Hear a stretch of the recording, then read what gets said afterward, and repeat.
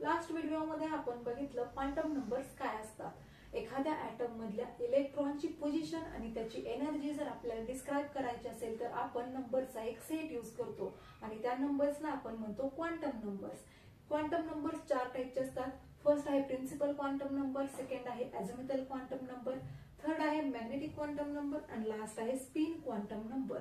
इथून पुढे आपण काय करणार आहोत, प्रत्येक quantum number one by one आपण स्टडी करणार आहोत। या व्हिडिओमध्ये आपण बघणार आहोत principal quantum number. Principal quantum number हा स्मॉल एन नी डिनोट केला जातो। तो काय इंडिकेट करतो, मेन एनर्जी लेवल। आता हे जे डायग्राम काढलेली आहे ती काय आहे, ऍटमचं इलेक्ट्रॉनिक स्ट्रक्चर आहे। हे सेंटरला आहे प्लस लिहिलेलं ते काय आहे, न्यूक्लियस आहे। त्या न्यूक्लियसच्या सराउंडिंगला काय असतात, ऍटॉमिक ऑर्बिटल्स असतात ज्याच्यामध्ये काय असतात, इलेक्ट्रॉन्स आपले फिरत असतात, रिव्हॉल्व करत असतात। मग जर आपण म्हणलं एन ची व्हॅल्यू 1 असेल तर तो इलेक्ट्रॉन काय असेल, न्यूक्लियस पासूनच्या फर्स्ट एनर्जी लेवल मध्ये प्रेझेंट असेल। जर आपण म्हणलं एन ची व्हॅल्यू 2 असेल तर तो इलेक्ट्रॉन न्यूक्लियस पासूनच्या सेकंड एनर्जी लेवलला प्रेझेंट असेल। म्हणजेच आपल्याला काय सांगतो, एन ही व्हॅल्यू काय सांगते, indicates main energy level of that electron. N ची व्हॅल्यू आपल्याला काय सांगते, तो इलेक्ट्रॉन न्यूक्लियस पासून कोणत्या एनर्जी लेवलला प्रेझेंट आहे। नेक्स्ट बघा, average distance from the nucleus. Nucleus पासून त्या इलेक्ट्रॉनचे ऍव्हरेज डिस्टन्स काय आहे हे कोण सांगते, प्रिन्सिपल क्वांटम नंबर। याचा अर्थ काय, एन ची व्हॅल्यू 1 असेल तर त्याचं न्यूक्लियस पासूनचं डिस्टन्स काय असेल, एवढा असेल। इथून पुढे आपण काय म्हणू, एन ची व्हॅल्यू 2 असेल तर त्याचं न्यूक्लियस पासूनचं डिस्टन्स काय झालेलं दिसतं, आपल्याला इन्क्रीज झालेलं दिसतं। तसंच आपण म्हणलं एन ची व्हॅल्यू 3 असेल तर न्यूक्लियस पासून ते डिस्टन्स काय होतं, इन्क्रीज होत जातं। याचा अर्थ काय, एन ची व्हॅल्यू जेवढी कमी असेल तेवढं आपण काय म्हणू, त्या इलेक्ट्रॉनचं न्यूक्लियस पासूनचं डिस्टन्स काय असणार आहे, कमी असणार आहे। एन ची व्हॅल्यू जसजशी वाढत जाईल तसं आपण काय म्हणतोय, त्या इलेक्ट्रॉनचं न्यूक्लियस पासूनचं डिस्टन्स हळूहळू काय होत जाते, इन्क्रीज होत जाते। याचा अर्थ काय, एन ची व्हॅल्यू आपल्याला काय सांगते, average distance from the nucleus. N ची व्हॅल्यू आपल्याला माहिती असेल तर आपण सांगू शकतो न्यूक्लियस पासून तो इलेक्ट्रॉन किती डिस्टन्स वरती प्रेझेंट आहे। एन ची व्हॅल्यू कमी असेल तर त्याचा न्यूक्लियस पासूनचा डिस्टन्स कमी असेल। एन ची व्हॅल्यू जसजशी वाढत जाईल तसं आपण काय म्हणू, न्यूक्लियस पासून त्या इलेक्ट्रॉनचं डिस्टन्स काय होत जाते, ग्रॅज्युअली इन्क्रीज होत जाते। नेक्स्ट बघा, determine size of the shell. Size of the shell म्हणजे काय, न्यूक्लियस पासून त्या ऑर्बिटचं जे काही डिस्टन्स असेल ते डिस्टन्स काय करू आपण, 3D ट्रॅव्हल केल्यानंतर जे काही साईज तयार होईल त्याला आपण काय म्हणतोय, त्या शेलची साईज आहे। म्हणजेच न्यूक्लियस पासून जसं आपण लांब जात जाऊ तसं त्या शेलची काय होत जाते, रेडियस वाढत जाते, न्यूक्लियस पासूनचं त्याचं डिस्टन्स वाढत जाते। त्याच्यामुळे आपण काय म्हणतो, त्या शेलचं साईज पण हळूहळू काय होत जाते, इन्क्रीज होत जाते जसं एन ची व्हॅल्यू इन्क्रीज होत जाईल।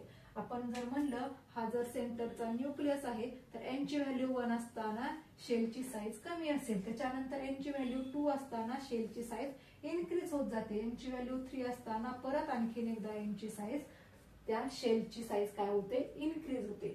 म्हणजेच काय, एन ची व्हॅल्यू आपल्याला काय सांगते, size of the shell.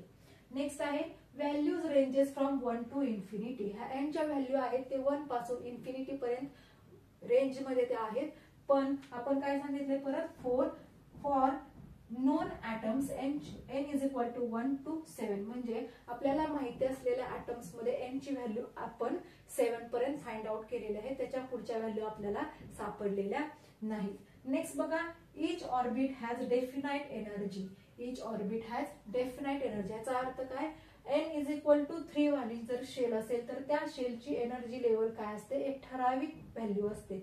N is equal to 4 ची व्हॅल्यू वेगळी असेल, एन इज इक्वल टू 3 ची व्हॅल्यू वेगळी असेल, एन इज इक्वल टू 2 ची वेगळी आणि 1 ची वेगळी असेल। डिफरन्स काय असेल, फक्त जसं न्यूक्लियस पासून लांब जात जाऊ तसं काय होतंय, त्या एनर्जी लेवलची एनर्जी काय होत जाते, इन्क्रीज होत जाते। बघा, न्यूक्लियस पासून जसं लांब जात जाऊ याचाच अर्थ काय, एन ची व्हॅल्यू जसजशी इन्क्रीज होत जाते तसं काय सांगतोय आपण, ऍव्हरेज डिस्टन्स न्यूक्लियस पासून पासून इलेक्ट्रॉनचं इन्क्रीज होत जाते, त्याच्यानंतर size of the shell increase होत जाते, त्याच्यानंतर आपण काय सांगतोय जी डेफिनेट एनर्जी आहे ती न्यूक्लियस पासून लांब जाताना काय होत जाते, हळूहळू इन्क्रीज होत जाते आणि प्रत्येक एनर्जी लेवलची स्वतःची अशी ठराविक काय असते, एनर्जी असते.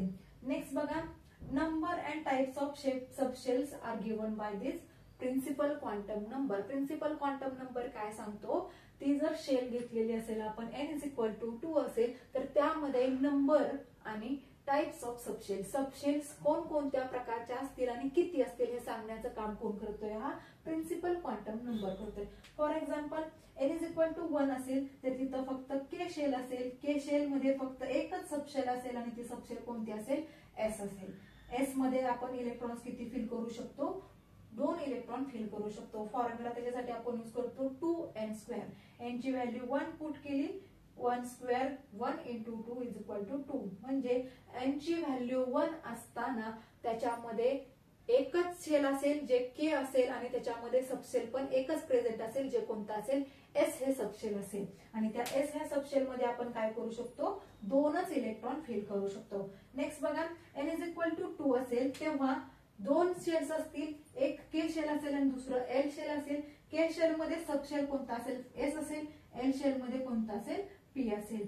जे टोटल काउंट केले इलेक्ट्रॉन्स तर काय असतात, k मध्ये s असेल त्या s मध्ये आपण फक्त 2च इलेक्ट्रॉन फिल करू शकतो आणि p मध्ये आपण काय करू शकतो, 6 इलेक्ट्रॉन्स फिल करू शकतो. असे टोटल मिळून किती होतात, 8 इलेक्ट्रॉन्स आपण कुठे फिल करू शकतो, n = 2 जे शेल असेल तिथं फिल करू शकतो. नेक्स्ट बघा, n = 3 असेल तिथं k, l आणि m ह्या शेल्स असतील. k मध्ये s सबशेल असेल, l मध्ये p सबशेल असेल, m मध्ये d हे सबशेल प्रेझेंट असेल. मग त्याच्यात टोटल इलेक्ट्रॉन जर काउंट केले तर s मध्ये 2 इलेक्ट्रॉन्स फिल करू शकतो, p मध्ये 6 इलेक्ट्रॉन्स आणि d मध्ये 10 इलेक्ट्रॉन्स. टोटल इलेक्ट्रॉन्स होतात 18 इलेक्ट्रॉन्स. थर्ड जर शेल असेल तर आपण मॅक्झिमम इलेक्ट्रॉन्स किती फिल करू शकतो, तर 18 इलेक्ट्रॉन्स. सेम n = 4 साठी असेल, k, l, m, n shells असतील.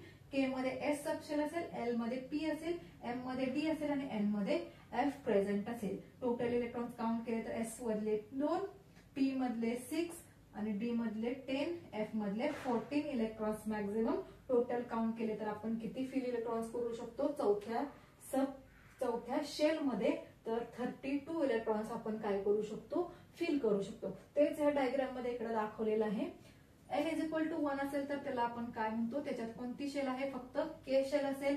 n = 2 असेल तर k आणि l शेल असतील. n = 3 असेल तर k, l आणि m शेल प्रेझेंट असेल. n = 4 असेल तर k, l, m आणि n शेल पण तिथं प्रेझेंट असेल. याचा अर्थ काय, n = 4 असेल तर n = 3 पण असणार आहे, n = 2 पण असणार आहे, n = 1 पण प्रेझेंट असणार आहे. नेक्स्ट बघा, n = 1 मध्ये मॅक्झिमम 2 इलेक्ट्रॉन्स फिल करू शकतो का, तर तिथं कोणतं ऑर्बिटल आहे, फक्त s ऑर्बिटल आहे. नेक्स्ट बघा, n = 2 असेल तर तिथं ऑर्बिटल कोणता असेल, l शेल असेल आणि आपण इलेक्ट्रॉन्स किती फिल करू शकतो, 2 + 6, 2 for s, 6 for p.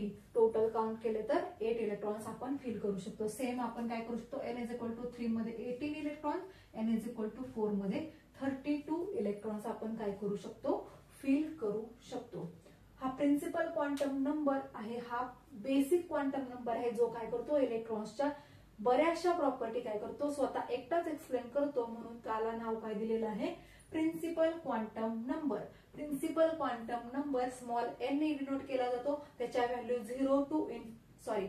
Value 1 to infinity पर्यंत असू शकतात, पण आतापर्यंत सापडलेल्या ऍटम्स मध्ये n ची व्हॅल्यू मॅक्झिमम किती पर्यंत आहे, 7 पर्यंत आहे. n आणखीन काय सांगतो, n काय सांगतो, त्या इलेक्ट्रॉनचं न्यूक्लियस पासूनचं डिस्टन्स सांगतो, त्या इलेक्ट्रॉनची एनर्जी सांगतो, आणखी काय सांगतो, number and type of subshells आपण तिथं किती लिहू शकतो त्या स्पेसिफिक इलेक्ट्रॉन साठी. मेन एनर्जी लेवल पण सांगायचं काम कोण करतोय, हा प्रिन्सिपल क्वांटम नंबर.